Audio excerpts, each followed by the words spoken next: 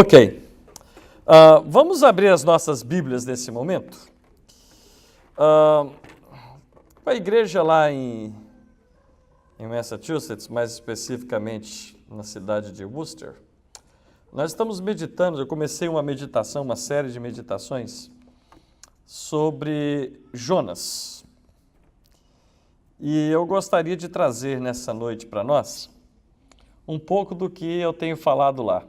Até quando eu comecei essa série de mensagens, eu até perguntei se os irmãos queriam fazer uma viagem juntamente com Jonas. Depois eu achei melhor não fazer a viagem junto com Jonas. Talvez a gente veja um pouquinho como é que foi que aconteceu a viagem de Jonas. Mas vamos meditar um pouquinho. Isso aí eu gostaria, se você pode ficar de pé só por mais um instante. Capítulo 1 de Jonas, capítulo 1. Do verso 1 ao 3, Jonas, capítulo 1, do verso 1 ao 3. Diz assim: E veio a palavra do Senhor a Jonas, filho de Amitai, dizendo: Levanta-te, vai à grande cidade de Nínive e clama contra ela, porque a sua maldade subiu até a minha presença.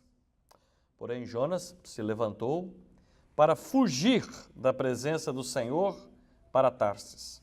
E descendo a Jope, achou um navio que ia para Tarsis, pagou, pois, a sua passagem, e desceu para dentro dele, para ir com eles para Tarsis, para longe da presença do Senhor. Querido Deus, nós queremos te honrar e te exaltar nessa hora, não somente com nossas palavras, não somente com os nossos gestos, mas com a nossa dedicação da vida para o Senhor. Porque se tu entregaste a tua vida por nós, nós também temos que entregar a nossa vida em dedicação ao Senhor. Queremos te agradecer por essa noite, pela oportunidade que temos, que é com certeza proporcionada pelo Senhor para a vida de cada um de nós. E te pedimos que esse momento que já temos dedicado aqui diante do Senhor, poucos momentos, porque diante do Senhor cada momento se torna tão pequeno diante da grandiosidade da tua eternidade, mas que cada momento que nós estamos juntos para louvar e adorar ao Senhor, que o Senhor receba da nossa simplicidade a nossa adoração, o nosso louvor, os nossos cânticos. Mas agora também te pedimos, Senhor, que a meditação nas Escrituras possa verdadeiramente produzir fruto no coração e na mente de cada um de nós, para que mente e coração trazidos diante do Senhor possamos receber instrução espiritual. Ajuda-nos, guia-nos e orienta-nos. É a nossa oração em nome de Jesus. Amém. Amém. Podem tomar os seus assentos, por favor. O livro de Jonas é um livro pequeno. É considerado, o livro em si é chamado dentre os profetas menores. E é chamado de profeta menor, não porque a mensagem do livro é menor ou mais insignificante do que a dos outros profetas. É chamado de menor só porque o livro é pequeno mesmo. Mas a mensagem que tem no livro de Jonas é uma mensagem grande, uma grande mensagem. É uma mensagem que traz em perspectiva, eu creio, a vida de cada um de nós. E muitas vezes nós temos que, ao olhar o que acontece na vida, eu estou falando Jó, né? Jonas. Na vida de Jonas, como isso pode chamar a atenção para a nossa vida. E em alguns momentos, quando nós olhamos personagens como Jonas, nós temos o risco de muitas vezes trazermos uma palavra de julgamento, de juízo, condenação, acusação contra Jonas, porque Jonas isso, Jonas aquilo, mas muitas vezes quando nós olhamos no espelho, a gente vê Jonas lá. Muitas vezes quando a gente olha dentro de nós, a gente acha Jonas lá dentro. Parece que nós é que engolimos Jonas em certas situações. E então eu não quero trazer uma palavra como que uma palavra contra Jonas, mas uma palavra que quando nós meditamos nela, nós possamos encontrar se algo de Jonas se muito de Jonas ou se Jonas está em nós. Porque uma coisa que é importante já chamar a atenção. Jonas é um profeta que, se não tivéssemos esse livro em seu nome, talvez nada falaríamos dele. Porque a parte do livro profético chamado Jonas, ele é citado brevemente no segundo livro dos reis. E ele não é a razão da citação do texto. Ele é coadjuvante na passagem. Ele aparece de passagem. Apesar de que de passagem no momento que representa um momento importante. Eu gostaria que você lesse ali comigo, para a gente fazer esse pano de fundo, para a gente perceber a situação de Jonas nesse aspecto. Abra comigo o segundo livro dos reis, capítulo 14, do verso 23 em diante. Segundo livro dos reis, capítulo 14, do verso 23 em diante. Diz assim: no 15º ano de Amazias, filho de Joás, rei de Judá, começou a reinar em Samaria Jeroboão, filho de Jeoás, rei de Israel, e reinou 41 anos. E fez o que era mal aos olhos do Senhor.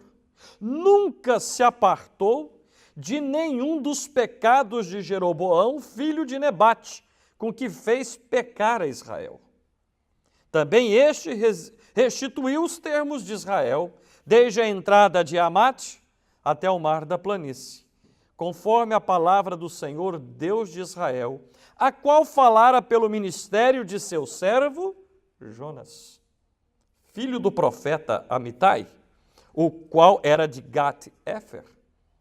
Porque viu o Senhor que a miséria de Israel era muito amarga, e que nem havia escravo nem absolvido, nem quem ajudasse a Israel. E ainda não falara o Senhor em apagar o nome de Israel de debaixo do céu, porque os livrou por meio de Jeroboão, filho de Jeoás. Ora, os mais atos de Jeroboão, tudo quanto fez e seu poder, como pelejou e como restituiu a Damasco e a Ramate, pertencentes a Judá, sendo rei em Israel, porventura não está escrito no livro das crônicas de Israel? E Jeroboão dormiu com seus pais, com os reis de Israel, e Zacarias, seu filho, reinou em seu lugar. Viram a passagem como é que ela é? Ela é uma passagem que fala de Jeroboão. Só cita uma coisa que poderia ser considerada boa que Jeroboão fez. Ele alargou as fronteiras de Israel. Mas a parte disso, ele só fez o que não prestava diante de Deus. Nunca se apartou. É o que diz o texto. 41 anos ele reinou e nunca se apartou dos pecados que o outro Jeroboão, antes dele, havia ensinado Israel a pecar, e ele continuou. E é nesse contexto que aparece Jonas, citado. Nesse contexto, os termos foram aumentados, as fronteiras foram alargadas, porque Deus havia dito que faria isso, e quem trouxe a palavra que Deus aumentaria as fronteiras de Israel foi o profeta, foi aqui até chamado de o servo de Deus, Jonas, que era filho de um profeta chamado Amitai, que morava em Gat-Éfer. Gat-Éfer é uma cidade que, para a gente fazer uma pequena localização rápida, é mais ou menos próxima de, mais tarde, a vila chamada Nazaré. Jonas era vizinho de Jesus, de um certo modo. E, na realidade, a parte, então, do texto do próprio livro de Jonas e do texto dos reis, Jonas só é citado também por Jesus. Uma geração má e incrédula pede sinal e só vai ser dado um sinal. O sinal do profeta Jonas, o sinal de Jonas, que esteve 3 dias no ventre do peixe, e este é o sinal que será dado. Esse é Jonas. Se nós tivéssemos só a palavra de Jesus sobre Jonas, e só o livro dos reis citando que ele é o servo de Deus, eu acho que nós teríamos Jonas em mais alta estima por tão pouca citação. Porque a parte de citar, Jesus usa Jonas como exemplo de sinal. E em Reis ele é chamado o servo do Senhor. Quando nós olhamos para a história de Jonas, a gente descobre uma coisa que é... Qual o termo que eu vou usar? Terrível. Ele é o único profeta da história de Israel que deliberadamente e conscientemente resolveu não obedecer a Deus. É o único. Todos os outros profetas às vezes diziam, Senhor, eu não sou capaz, eu não sei falar, eu não tenho condições, eu sou uma criança, a minha família é assim, eu não... E Deus sempre fala, mas eu estou contigo, e vai... E ele ia. Jonas é o único que diz, não, deliberadamente e conscientemente. Nenhum outro profeta foi tão ousado quanto Jonas em desafiar a Deus abertamente. Por quê? Porque o texto começa de Jonas dizendo o seguinte, e veio a palavra do Senhor. Portanto, não há dúvida que o que vai ser dito para Jonas não é uma mera intencionalidade humana, é a palavra de Deus para ele. E ele era servo de Deus. Ele era filho de profeta. Ele era profeta. E quando vem, e veio a palavra do Senhor, esse é um termo que no livro dos profetas significa Deus está convocando aquela pessoa para uma missão, porque Deus vai lhe dar uma palavra clara. E veio a palavra do Senhor. Não foi a palavra do rei, não foi a palavra de uma outra pessoa, não foi a palavra de um sacerdote, e veio a palavra do Senhor. A Jonas. Deus chamou especificamente a Jonas e a palavra foi dirigida diretamente, claramente a ele. E a palavra do Senhor veio a Jonas, filho de Amitai, dizendo, levanta-te. Essa é outra expressão que muito nos profetas, quando aparece, significa Deus vai dar a palavra e Deus vai te dizer, há uma missão para ser realizada e é já, levanta. Não é para depois, não é para você esperar mais um tempo, levanta-te, é agora.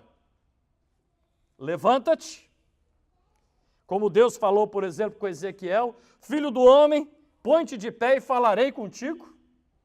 Com Jonas, Deus fala e depois manda ele ficar de pé, mas diz a palavra, levanta-te, vai à grande cidade de Nínive e clama contra ela. Apesar de que os 3 primeiros versos que nós lemos não nos declaram, o texto não nos diz por que Jonas vai escolher fugir da presença do Senhor, e depois nós vamos tentar entender um pouquinho essa expressão. Mas com certeza, nesse mandado do Senhor para Jonas, teve algo que ele não gostou, que ele não quis assumir para a sua vida.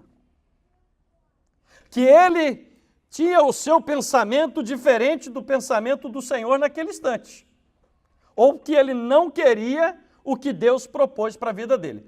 E nesse instante aqui, muitas vezes eu paro para pensar na vida de cada um de nós.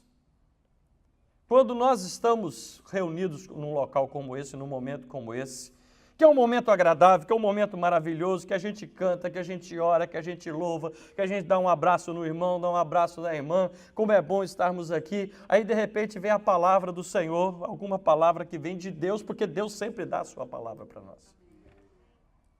E dá-nos uma palavra e, de repente, a gente chega a uma conclusão parecida com Jonas. Mas eu queria de outro modo. Não é bem assim. As razões Jonas teve, e o final do livro é que vai dizer a razão que Jonas tinha em seu coração.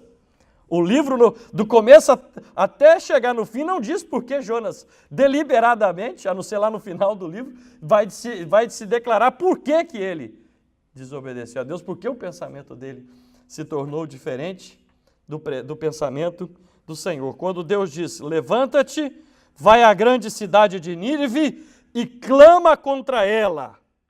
Quando nós ouvimos a expressão e clama contra ela, levanta e clama, significa claramente que é declarar da parte do Senhor o que a cidade de Nínive estava fazendo de mal, porque a maldade havia subido até diante do Senhor. a grande cidade de Nínive. O que era Nínive?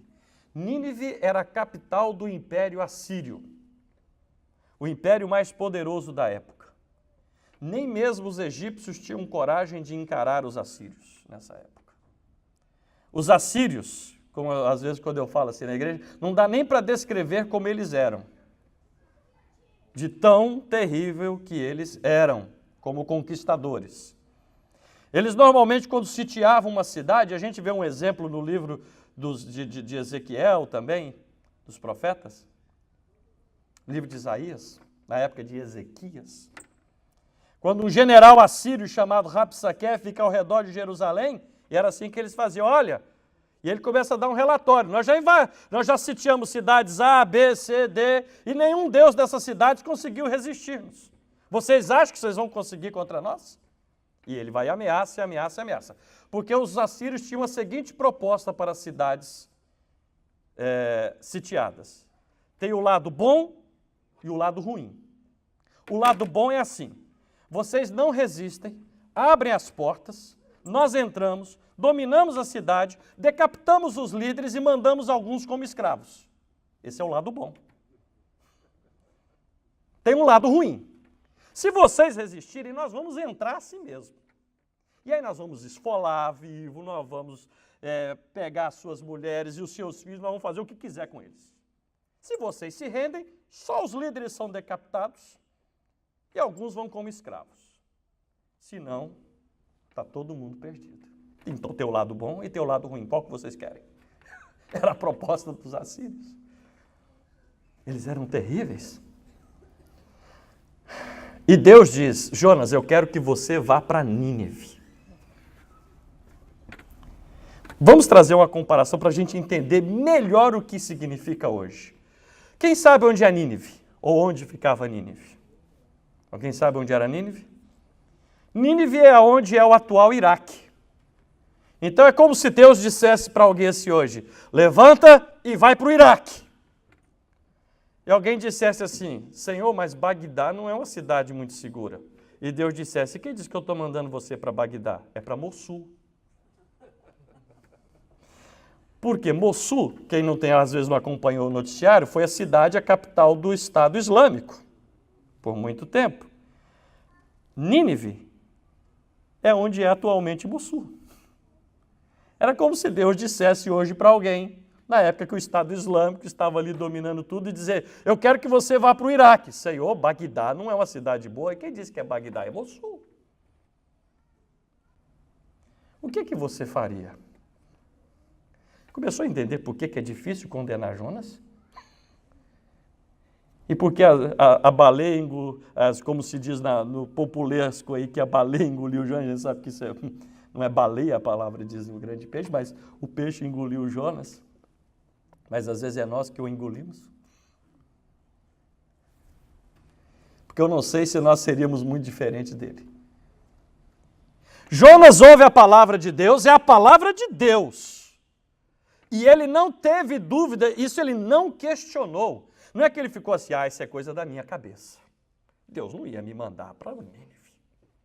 Isso não é de Deus. Vou fazer outra coisa. Não, ele entendeu que essa foi a palavra de Deus para ele. Vá para Nínive. Aí o que Jonas faz? Ele olha para a palavra de Deus e diz, ok, Nínive, eu estou em Samaria, eu tenho que olhar para o lado leste e caminhar em direção a Nínive.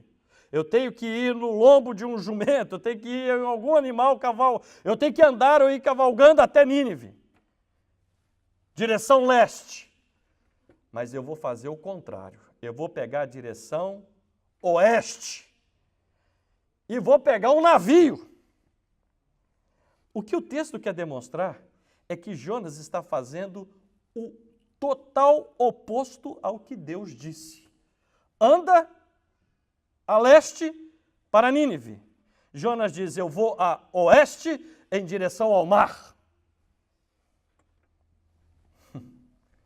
Deliberadamente, porque o verso 3 diz assim, porém Jonas se levantou.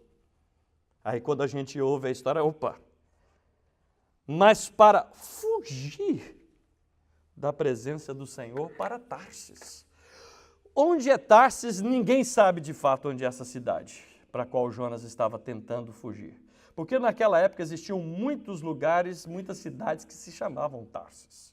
Algumas ficavam mais próximas em ilhas do Mediterrâneo, e sempre ir para o Mediterrâneo é mais agradável do que ir para o Iraque. Existia uma Tarsis, e alguns chegam até a pensar que talvez fosse essa a intenção de Jonas, para enfatizar o extremo da oposição que Deus disse. Tinha uma cidade de Tarsis que ficava onde é a atual Espanha hoje. Ele fala, em vez de eu caminhar em direção a Nínive, no Iraque, eu vou caminhar em direção a Barcelona, de mar. Porque, afinal de contas, as praias de Barcelona devem ser mais agradáveis do que Mossul. E nós julgamos que o melhor aos nossos olhos é o melhor para nós. Mas o texto é claro em dizer que não ir para Nínive era fugir da presença do Senhor. Não obedecer à voz de Deus, por mais que soasse estranha, desagradável, ou aquilo que ele não queria por causa das suas ideias, é o que era estar na presença de Deus.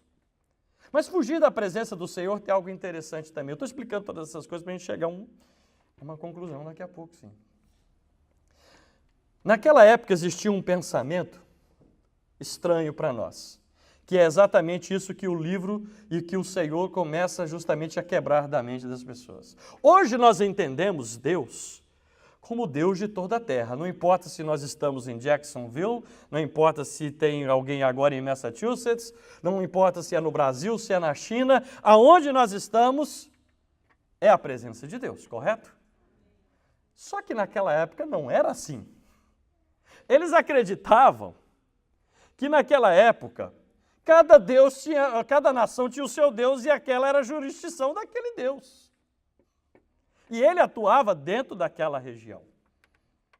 Fora daquela região, era outro papo. Vou dar um exemplo de uma história do Antigo Testamento para a gente entender isso. O general Naamã, um general sírio, não assírio, sírio, estava leproso. E ele tinha uma serva que era escrava israelita. E ela ouviu a conversa do general com a sua esposa por causa da lepra. E ela disse assim para a sua esposa, que vai e diz ao marido, olha, lá em Israel tem um profeta chamado Eliseu, que Deus o usa e até leprosos são purificados. Podem ser purificados.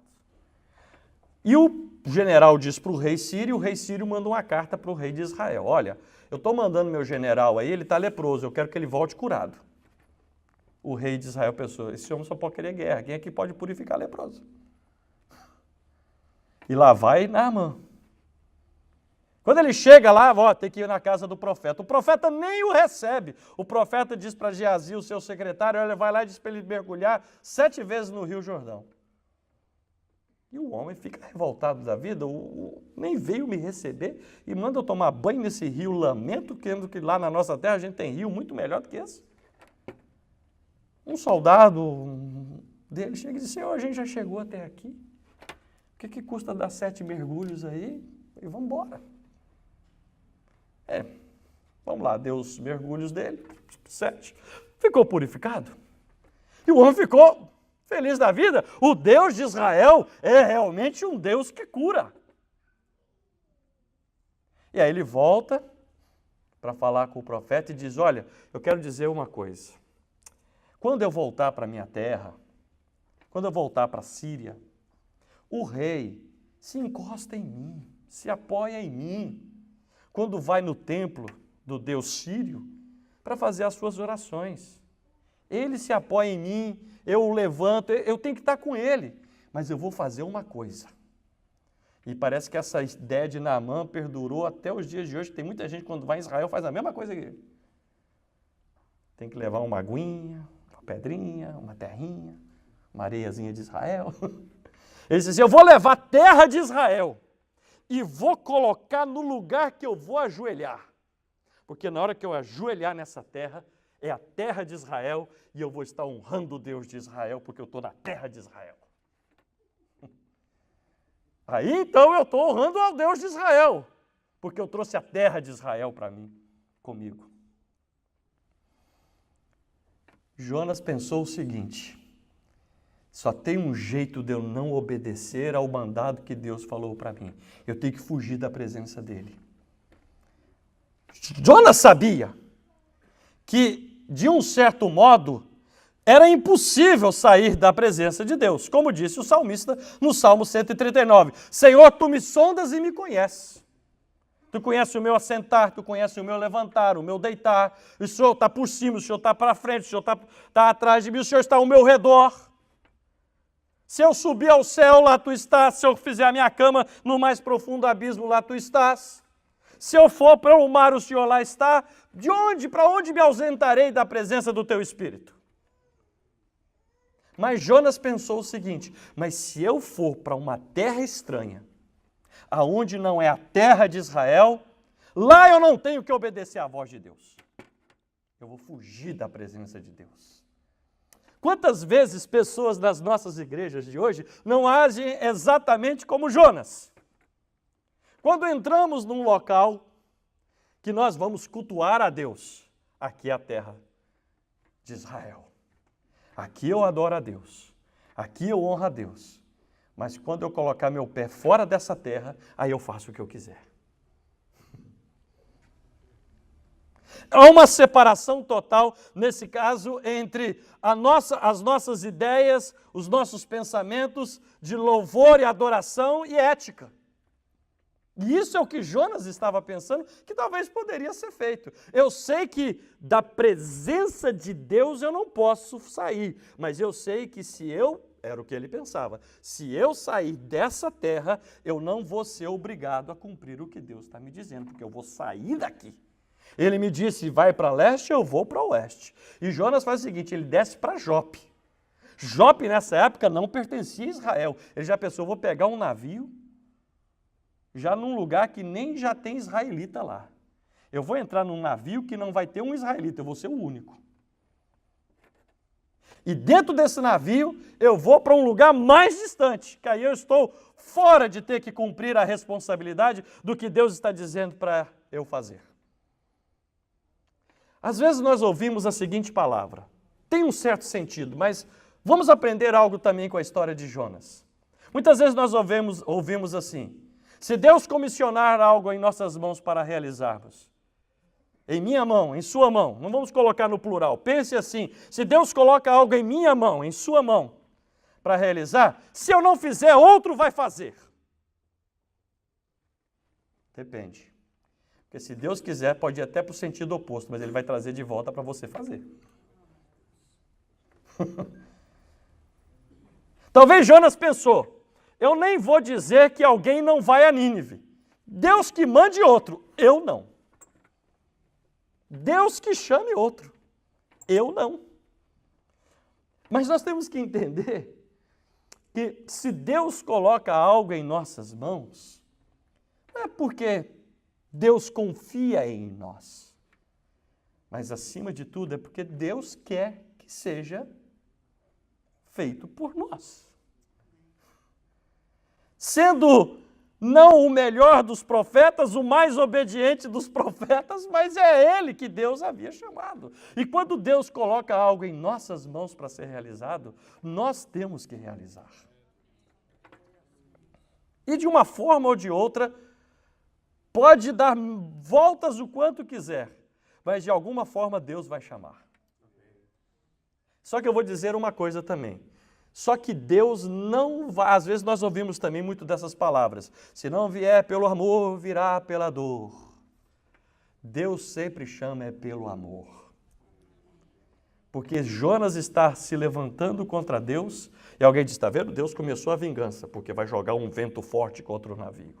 Está vendo? O navio vai começar a se quebrar, Deus está... Não, isso não é vingança de Deus. Deus não é como muitos veem um Deus vingativo. Deus é um Deus que chacoalha a nossa vida para chamar a nossa atenção. O vento pode ser forte e o navio pode começar a quebrar, mas o vento não afunda o navio não quebra.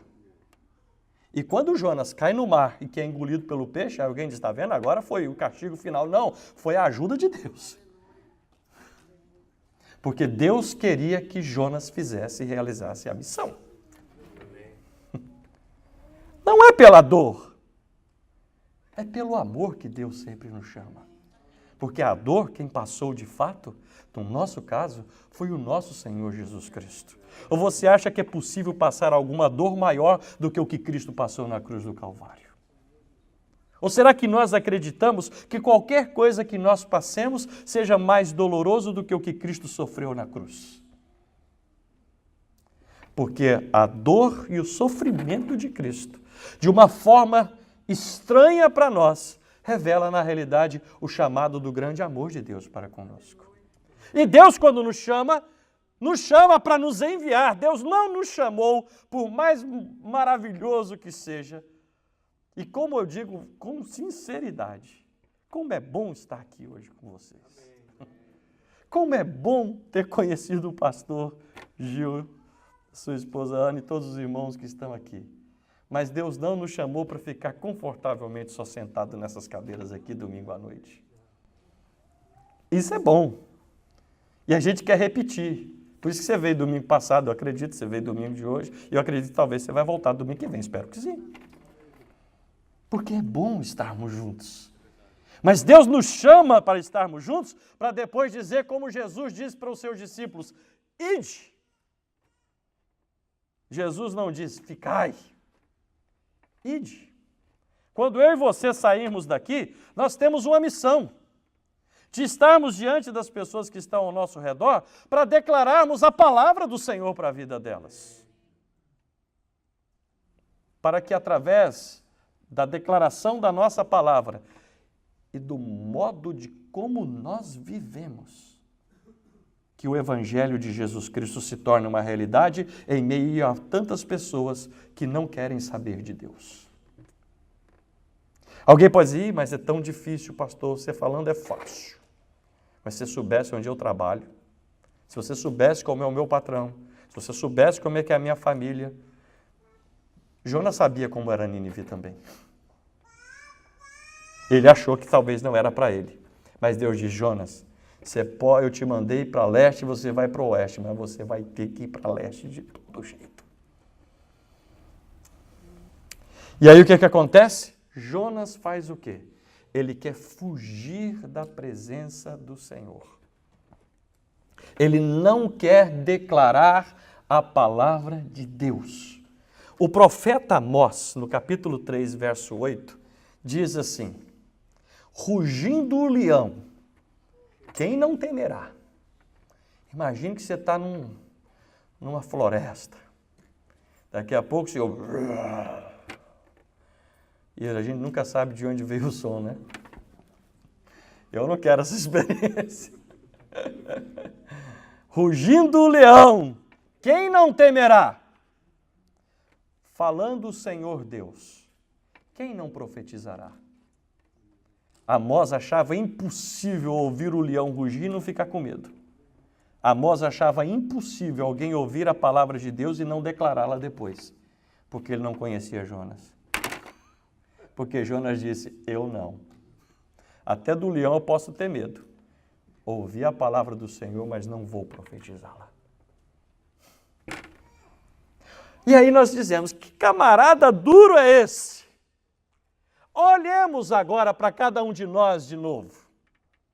Não olhemos para Jonas somente na história. Se tivermos coragem de olhar no espelho, e eu não estou falando para vocês, eu estou falando de nós. Eu não sou tão hipócrita a ponto de dizer para vocês, não é para mim. Será que a gente tem coragem de olhar no espelho e lembrarmos que Jesus disse assim para todos nós que somos seus discípulos? Jesus não nos chamou para sermos, eu disse isso da outra vez e vou repetir de novo. Jesus não nos chamou para sermos bons membros de igreja. Nós, como pastores, gostamos de bons membros de igreja. Mas Jesus nos chamou para todos sermos seus discípulos. O pastor é um discípulo de Jesus. Você é um discípulo de Jesus. E cada discípulo de Jesus tem uma missão colocada pelo Senhor. E todos têm que ir. Levanta e vai. Será que quantas vezes nós não estamos reunidos no domingo? Cantamos, aplaudimos, louvamos, adoramos e dizemos quão maravilhoso, mas aquela porta está aberta. Depois a gente tem que sair por ela.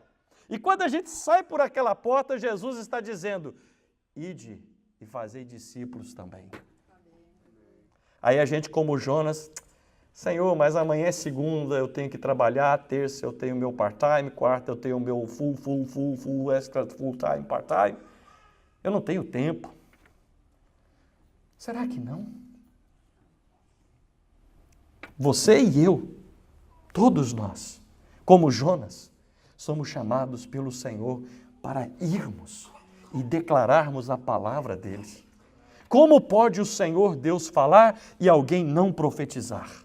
Como pode Jesus dizer, ide, e nós dizemos, Senhor, mas eu gosto daquela parte do hino nacional brasileiro que a gente aplica para a nossa vida espiritual, deitado eternamente em berço esplêndido. É bom demais, Jesus. Balança um pouquinho mais aqui, tá bom demais. Igual certa vez eu ouvi, sem mencionar nomes, né? Até que talvez pudesse, porque é público, mas deixa para lá. Quando alguém certa vez declarou assim, Jesus é tão fofinho. Eu achei aquilo muito engraçado. Então, às vezes a gente quer o lado fofinho, do balanço. Não que o id é mal, porque quando a gente vai e vê Deus agindo, isso faz uma coisa poderosa na vida de cada um de nós também. Deus disse para Jonas, vai Jonas. Jesus disse para nós, vai. E o que é interessante, o que é que nós temos aqui? Eu quero chegar a uma conclusão dessa mensagem. Mas o que que Jonas fez? É verdade que o texto apresenta um movimento que é meramente geográfico e físico. Deus disse, levanta-te e vai a Nínive. E clama contra Nínive. Clamar contra Nínive não significa somente declarar o mal, mas na expectativa de que haja arrependimento. Isso é importante entender. Mas Jonas, ao invés de se levantar e ir para Nínive, ele levanta, mas depois começa uma descendência. Ele levanta, mas ele desce para Jope, uma cidade que não pertencia a Israel naquela época. Quando ele chega em Jope, ele entra em um navio e desce para o navio. Quando a viagem começa, logo no início da viagem, as coisas começam a ficar turbulentas.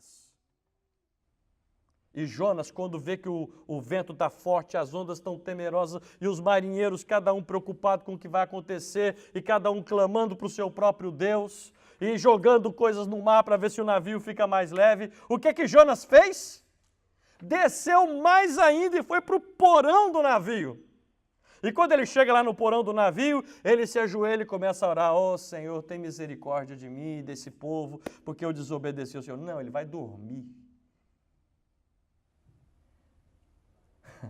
Lembra que eu falei no início da mensagem que Jonas era meio vizinho de Jesus?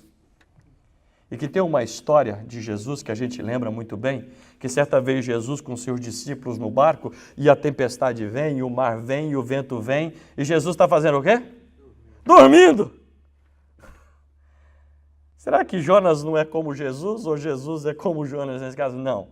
Jesus dormiu o sono da confiança, da tranquilidade. Porque os discípulos em desespero chegam, Senhor, acorda! O Senhor não está vendo que nós estamos morrendo? Faça algo por nós. E nos nossos hinários lá da Igreja Batista, né, no cantor cristão, tem até o hino, Mestre, o mar se revolta, as ondas nos dão pavor, não vê que morremos, não temos um Salvador. Aí Jesus levanta e diz, homens de pouca fé, calma. Sosseguem. Vento, tá bom. Mar, chega. E tudo se acalma.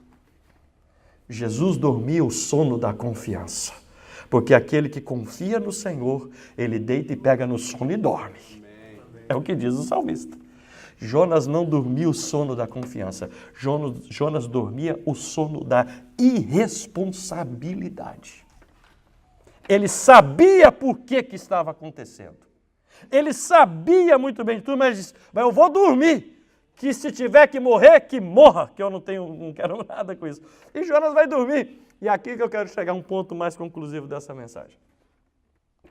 Quando ele está lá dormindo, o capitão do navio desesperado, os marinheiros pedindo para Baal, pedindo para Moloque, pedindo para Astarte, pedindo para tudo quanto é Deus que eles conheciam. E nada de melhorar. O capitão do navio chega lá embaixo no porão para ver se ia jogar mais alguma coisa fora. Tinha uma carga morta no navio. Jonas! Ele olha para Jonas e diz assim: ô dormente, o que você está fazendo aí? Você não está vendo o que está acontecendo, não? Então, o mundo está se acabando ao nosso redor, você está dormindo. E aqui é que vem agora o que é tremendo. Jonas entrou, desceu para Jope, uma cidade que não pertencia a Israel, entrou em um navio que não tinha marujos israelitas, porque ele achava que ia fugir da presença do Senhor. Quando ele está ali dormindo, o capitão do navio o acorda, e quais são as palavras do capitão do navio? O capitão do navio não era um profeta oficial de Deus. O capitão do navio não era um israelita. O capitão do navio era um pagão. Mas ele declara a palavra de Deus para Jonas. Porque as palavras do capitão do navio são as mesmas palavras que Deus disse antes para Jonas. Deus disse para Jonas: Jonas, levanta-te e clama. O capitão do navio diz: Jonas, você está dormindo, homem, levanta e clama. É assim que Deus faz. Às vezes a gente acredita que Deus só fala de um jeito. Deus fala de todas as formas com cada um de nós. Até pela boca de um que nós julgaríamos que não poderia vir dele a palavra de Deus. Mas Deus nos acorda, Deus nos desperta e Deus diz: a minha palavra vai chegar ao seu coração de uma forma ou de outra. A palavra do capitão é a mesma palavra de Deus para Jonas. São as mesmas palavras: levanta e clama. O capitão estava dizendo: homem, acorda. Você acha que é possível fugir da presença do Senhor? Pois o Senhor está aqui falando através da minha boca agora. Deus fala por meio do capitão do navio. O irmão chamou a atenção aqui, até se for preciso, pela mula, a jumenta. Porque às vezes a gente é mais jumento do que a jumenta para entender a voz de Deus, para falar a palavra de Deus. E aí o capitão chama a atenção de Jonas, e Jonas não tem outra opção, agora ele tem que se levantar. Mas a história ainda continua, né? Só que não vai dar para se continuar hoje. Melhor a gente deixar Jonas ainda dentro do navio, né? Mas Deus disse para Jonas, através do capitão: eu não te disse para levantar e clamar, porque você dorme. Jesus não disse para todos nós: ide, porque achamos que só o domingo à noite, que é tão gostoso, é suficiente. Quando na realidade aqui sim, a gente vem por qual razão? Para louvar, para adorar, para cantar, para orar, para ter comunhão um com o outro e através disso receber a palavra do Senhor, para a gente sair por aquelas portas e cumprirmos o ID de Jesus. Senão esse momento perde o seu maior sentido, que é adorar ao Senhor para cumprir a sua palavra em obediência. É bom, mas é bom ir também. Portanto, se você olhar no espelho hoje, quem que você vai ver do outro lado? Você vai ver a sua face ou vai ver Jonas? Ou melhor ainda, quando olhar para o espelho, que não vejamos nem a nossa face e nem muito menos Jonas, mas vejamos Jesus refletido em nós, para que nós proclamemos a palavra de Jesus, para que Ele seja honrado, exaltado, glorificado e vidas sejam alcançadas. Que Deus nos abençoe em nome de Jesus. Fique de pé comigo nesse instante. Eu não sei se você ficou como alguns, às vezes ficam quando a gente está falando sobre isso, mas por que Jonas não quis ir para Nínive? Será que é porque ele tinha medo dos ninivitas? Já seria uma razão suficiente, mas não. A razão de Jonas é pior do que essa. Ele declara no final do livro. Ele vai para Nínive. Ele prega em Nínive, ele não prega uma mensagem macia, não. Ele prega uma palavra dura, correndo o risco de ser esfolado pelos ninivitas. Mas ele falou, agora, já que chegou até aqui mesmo, depois que eu já passei por tudo que eu passei, ser esfolado é o de menos. E ele bate nos ninivitas. E eles vai para fora da cidade e fica lá de cima olhando a cidade. Espera um dia, 2, e a cidade continua. Jonas disse, é por isso que eu não queria vir aqui, porque eu sei que Deus é misericordioso e que se eles se arrependessem, Deus não os destruiria. E como eu queria ver os ninivitas destruídos. Como eu queria ver esses assírios no pó. E ao invés de serem destruídos, foram poupados. A gente talvez diria de novo, que absurdo, Jonas! Mas vamos parar para pensar de novo. E o ide de Jesus quando nós não o fazemos? Será que talvez eu, você e nós não estaríamos nesse momento só querendo assistir à destruição ao invés da salvação? Eu sei que é uma palavra que talvez alguém até dissesse, ô pastor, você vem aqui hoje, em vez de trazer uma palavra mais boazinha para nós, porque eu estava esperando uma coisinha mais... Bom, mas foi o que Deus colocou no meu coração para trazer aqui também hoje. Acho que eu não podia fazer como Jonas, né? Depois de qualquer coisa, o pastor Gil, com o seu carisma, a sua misericórdia, a sua bondade, trata com vocês também. Mas curva a sua cabeça, feche os seus olhos agora. Vamos orar. Senhor, nós não estamos aqui para trazer uma palavra condenatória, não. Nós estamos aqui para trazer uma palavra de juízo, nem contra o profeta Jonas, nem contra cada um de nós, mas estamos aqui para refletir na Tua palavra, que é viva e eficaz, e a Tua palavra tem uma ordenança para a vida de todos nós. Às vezes nós podemos sim, em alguns momentos da nossa vida, mesmo sabendo do ide do Senhor para a vida de cada um de nós, às vezes nós podemos ficar dormentes. Mas Senhor, desperta-nos cada dia, desperta-nos hoje, desperta-nos amanhã, desperta-nos todos os dias da semana, para entendermos que todos os dias é um dia na presença do Senhor. E que todos os dias o Senhor tem uma palavra para nós. E que todos os dias nós temos uma palavra para alguém também, Senhor. Em nome de Jesus, ajuda-nos não somente a declarar a Tua palavra, mas a viver a Tua palavra todos os dias. E que através do Senhor em nós, que quando as pessoas olharem para nós, não vejam em nós Jonas, e não vejam em nós somente como alguém que é membro de uma igreja, mas que quando olharem para nós, vejam Jesus Cristo em nossas vidas. E que Jacksonville possa ser tocada, alcançada, porque esta é uma grande cidade que também tem muitas almas da presença do Senhor.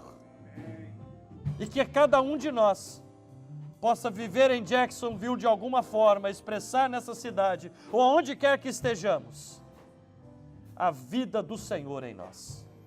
Obrigado, Jesus, pelo que nós aprendemos com Jonas, mas obrigado, Jesus, pelo que aprendemos do Senhor, em nome de Jesus.